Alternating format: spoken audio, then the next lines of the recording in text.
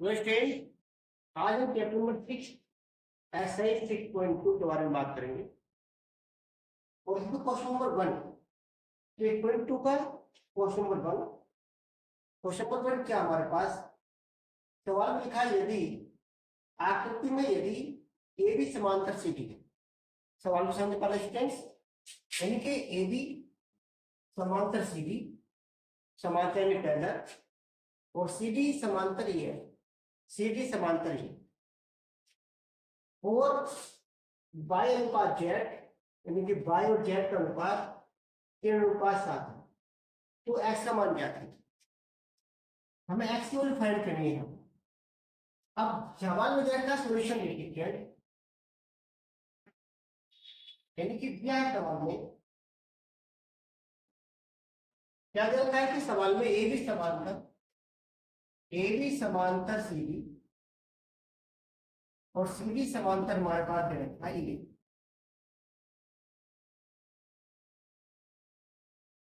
यानी कि ये रेखा इस रेखा के समांतर और ये इसके समान।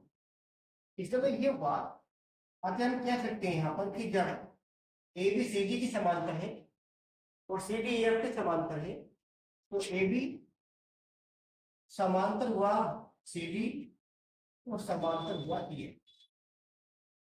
यानी कि अब तीनों रेखाएं ए बी सी डी और एफ समांतर होंगी। अब ये ट्रांसवर्सल लाइन यानी कि तिरछी रेखा, अब तिरछी रेखा तीनों समांतर रेखाओं को एक्स वाई और जेड पर इंटरसेक्ट यानी कि प्रतिच्छेद करें। अब यहाँ पर हम जानते हैं कि कोरेस्पोंडिंग एंगल यानी कि संगत कोण बराबर होते हैं, क्योंकि ये कोण और ये कोण एक दूसरे का कोरेस्पोंडिंग है यानी कि संगत कोण है। क्योंकि ये बाई तो ये भी बाई है, जब ये बाई तो ये बाई है कोरेस्पोंडिंग एंगल्स, और इन दोनों को हम ऐड करते हैं यहाँ पर, तो हमारे दोनों का ऐड हो जाता 180। तो जेड से हम यहाँ लिख सकते हैं angle Y plus angle Z is equal to 180। अब उनके दिए तेरे एंगल भी क्या है, बाई और जेड का सम कर लिया 180 हुआ, और बाई और जेड का अनुपात रहेगा 3:7। अब बाई रेशियो हमारे पास रहेगा Y ratio Z is equal to 3:3। तो हम क्या कर सकते हैं, बाई रेशियो जेड यानी कि बाई अनुपात जेड बराबर 3x अनुपात 7 ऐसे लिख लें। अब इनका योग करते हैं, हम कह सकते हैं यहाँ पर कि बाई प्लस की जेड बराबर 3x प्लस की 7, यानी कि बाई प्लस की जेड बराबर हमारा हो जाएगा 10। अब यहाँ पर बाई प्लस की जेड एंगल बाई प्लस के एंगल जेड हमारे पास 180 का है, यानी कि यहाँ पर लिखेंगे 180 इज इक्वल टू 10। ओके, उसके बाद हम निकालते हैं एक्स, क्या निकालना है, इसमें एक्स बराबर हो जाएगा हमारे पास 180/10, यानी कि एक्स बराबर हमारे पास हो जाएगा कितना जाएगा हमारे पास, यानी कि 80। हमने यहाँ पर एक्स की वैल्यू फाइंड। अब एक्स फाइंड करने के बाद में हमें दोनों एंगल फाइंड करते हैं, तो फिर सवाल नंबर एंगल एक्स की वैल्यू बाद में बताएंगे। आगे देखिए स्टूडेंट्स, तो यहाँ पर एक्स की वैल्यू हमारे पास 18 होगी। अब एंगल हम निकालते हैं angle Y, angle Y equal to angle Y का रेशियो हमारे पास है 3x, यानी कि 3x का मतलब हुआ x की वैल्यू हमारे पास 18 है, यानी कि 3 × 18 इज इक्वल टू हमारे पास 54। ओके, यानी कि ये हमारे पास एंगल बाई जो है ये 54 डिग्री का है। उसके बाद जेड की बात करें, angle Z is equal to हमारे पास 7 है, यहाँ पर 7 × 18 कर दें और मल्टीप्लाई करते हैं तो 1 को 6 आ जाएगा, मल्टीप्लाई करते हैं 7×6 6 के पास 7 बार, ठीक है। यहाँ पर 126 ये, यानी कि ये वाला हमारे पास है 1। ओके स्टूडेंट्स, अब चूंकि यहाँ पर जेड और एक्स एक दूसरे से हमारे पास अल्टरनेट एंगल है, एकांतर कोण, क्योंकि यहाँ पर लिखें कि एंगल जो हमारे पास एक्स है बराबर एंगल जेड के हुआ, और यहाँ पर लिखेंगे एकांतर यानी कि अल्टरनेट एंगल, एकांतर कोण। इसलिए हम कह सकते हैं यहाँ पर कि जो एंगल एक्स है वो एंगल जेड के बराबर होगा, यानी कि 1/6 के बराबर। इस तरह से हमने एंगल एक्स को फाइंड किया और ये हमारा आंसर। ओके स्टूडेंट्स, अब क्वेश्चन नंबर 2 की बात करते हैं। क्वेश्चन नंबर 2 6.2 का। अगर आप चैनल पर नए हैं स्टूडेंट तो चैनल को सब्सक्राइब कर लीजिए।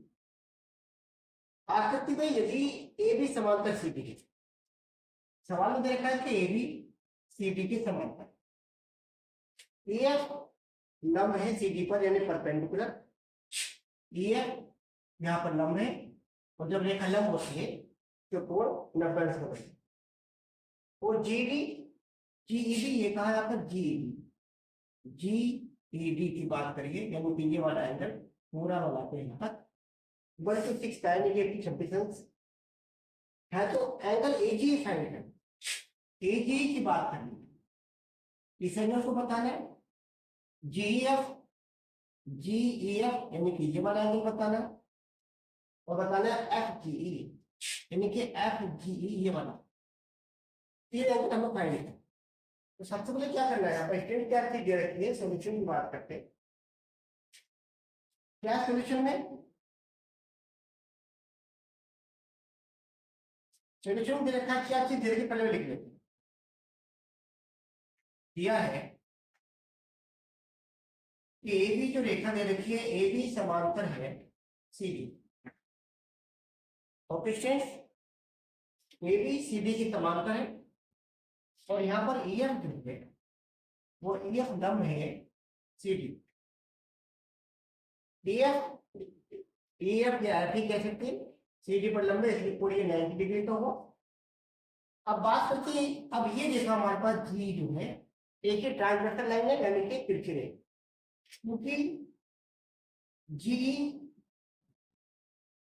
एक तिरछी रेखा है यानी कि तिर्यक रेखा है, बस तिर्यक रेखा,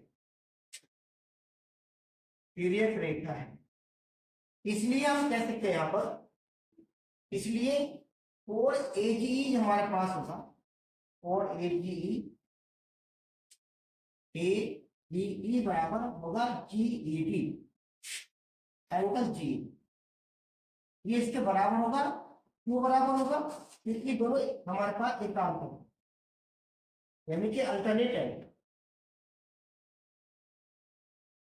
अब एजी कितने का होगा फिर, देयरफॉर एजी बराबर, एजी हमारे पास होगा जीडी के बराबर यानी कि 1। इसका मतलब एजी तो हमारे पास जो एजी की बात करती है वाला एंगल ये तो हमने फाइंड किया।